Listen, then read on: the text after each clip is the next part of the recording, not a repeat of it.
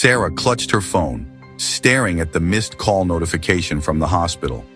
Her mother had been in surgery for hours, and the waiting was unbearable. Outside her apartment window, the city buzzed with its usual chaotic energy, oblivious to her crumbling world. "Just call back," she whispered to herself, but fear kept her finger hovering over the screen. Whatever news awaited, she wasn't ready. 3 weeks ago, her life had been different. A promising job interview, plans for a vacation, ordinary worries about rent and relationships. Then came her mother's diagnosis, and everything shifted. The future, once a canvas of possibilities, had narrowed to a single point of focused survival. Sarah set down her phone and walked to the small bookshelf in the corner. Her fingers found the worn leather Bible her grandmother had given her years ago. She hadn't opened it in months, maybe longer. The gilt-edged pages felt both familiar and foreign as she leafed through them. She found the passage almost by accident, John 14:27. Words her mother often quoted when Sarah was a child facing nightmares or school bullies. "Peace I leave with you, my peace I give you. I do not give to you as the world gives.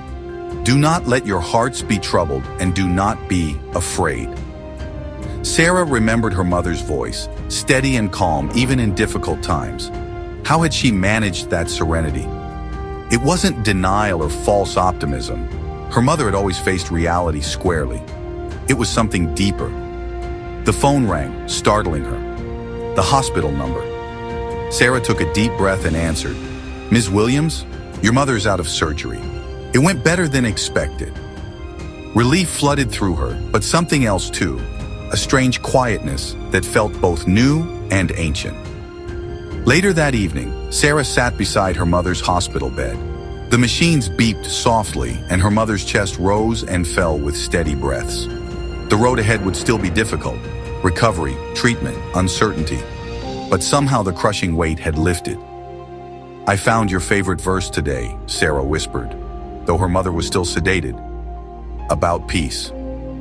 I think I finally understand what you've been trying to tell me all these years." Outside the window, the city lights twinkled against the darkening sky. The same chaos continued. Ambulances wailed, people rushed home from work, construction rumbled in the distance. But within Sarah, something had shifted. Not a denial of reality's harshness, but a different way of standing within it. Peace wasn't the absence of storms, but a foundation that remained when everything else trembled. Not as the world gives, temporary, conditional, dependent on circumstances, but something handed down, person to person, heart to heart, across generations and centuries. Sarah opened her hand and imagined receiving this gift, invisible but tangible. Then she reached out and placed her hand gently over her mother's. "I understand now," she whispered, "and I'm not afraid anymore. Don't forget to like, comment, and subscribe for more." John 14:27. "Peace I leave with you, my peace I give you. I do not give to you as the world gives.